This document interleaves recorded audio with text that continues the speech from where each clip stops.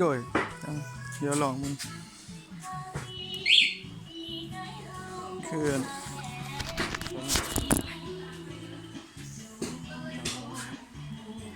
จะได้รีโมท2 อันนะคือมันจะมีอยู่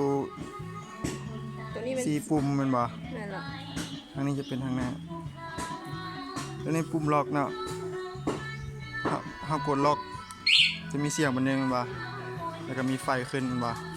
สมมุติว่ามีคนมาต้องรถบ่มากวนรถจะดังเตือนก่อน5 บาทบ่แต่ว่าถ้ากวนต่อเนื่องจะดังประมาณบ่เขาได้ยินเสียงรถดังให้เขากดล็อกปึ๊บกดล็อกปึ๊บมันจะเงียบเลยบ่ให้กดล็อกมันบ่ตัวนี้เป็นปุ่มปลดล็อกเวลาเขาสิขี่รถเขาสิเปิดกระแจปึ๊บให้เขาปลดล็อกก่อนปึ๊บจะดัง2 บาท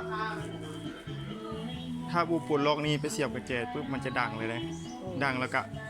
มันจะตัดระบบไฟรถบ่สามารถติดได้เลยแล้วก็ปุ่มต่อมาปุ่มสตาร์ทเนาะกด2 บาทเราสามารถสตาร์ทจากรีโมทได้สมมติว่าเราบ่อยากใส่กระแจก็ได้กด2 บาทติดกันปึ๊บมาขี่รถไปได้เลย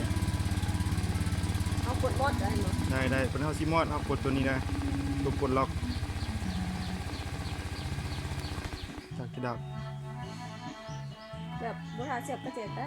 50,000แม่นคันเฮาบ่ล็อกคอสามารถใส่ได้แล้วก็ตัวนี้มันปุ่มซอกหารถคล้ายๆเฮาจอดบนเดินกว้างๆเนาะรถหลายๆสิเฮาซอกบ่เห็นเฮาก็กดจะดังเตือนเฮาเห็นแล้วกดอีกใบนึงมันจะเงียบมาแล้วก็ประมาณนี้ตัวล็อกเงียบมันกด2 บาทมันมีล็อกเงียบล็อกปิดเสียงคือมันจะมีแต่ไฟขึ้นเนาะลองกดเบิ่งบาทที่2ยังมีแต่ไฟขึ้นเนาะคนมากวนรถมันจะบ่ดังจะมีแต่ไฟขึ้นตัวนี้มันจะดังกว่าตัวเมื่อแบบมีโจรเนาะเอากระเจี๊ยบเสียบใช่กระเจแบบกระเจผีกระเจอย่างเขาจะมาเสียบคันมากวนบ่ดังแต่ว่าถ้าเสียบกระเจปุ๊บแล้วเขาบิดเนาะบ่มันจะดังเลยแล้วก็ติดบ่ได้บ่สามารถติดได้เลยบ่เพราะไฟรถมันบ่ขึ้นเลยเด้จะดังอยู่หั่นแหละให้เฮาลองกดล็อกเบิ่งปึ๊บไฟขึ้นแป๊บนึงจะดับอีกเพราะว่าให้คิดรถว่าเป็นโจรปกติถ้าคนกวนรถซื่อๆน่ะเนาะเฮาคนมากวนรถปึ๊บเฮากดล็อกปึ๊บมันจะเงียบแต่ว่าถ้าเปิดกระเจี๊ยบปึ๊บ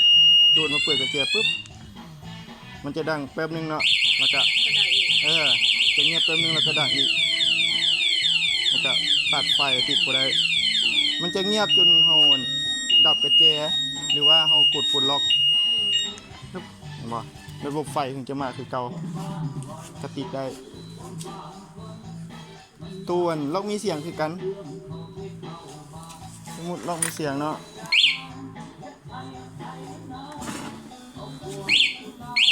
สมมุติเขาม